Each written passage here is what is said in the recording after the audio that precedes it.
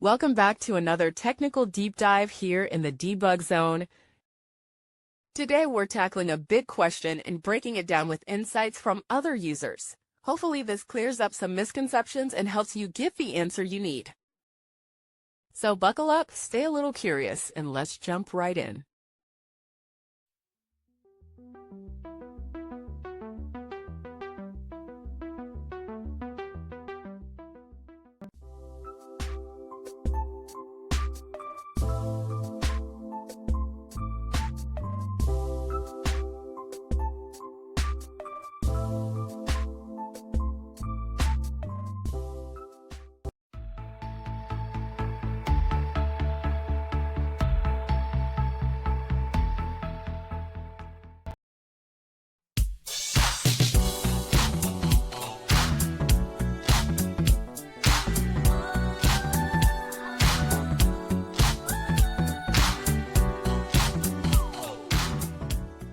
And that's a wrap.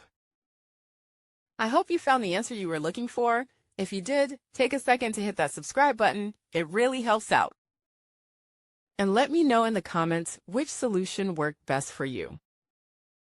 See you next time in the debug zone.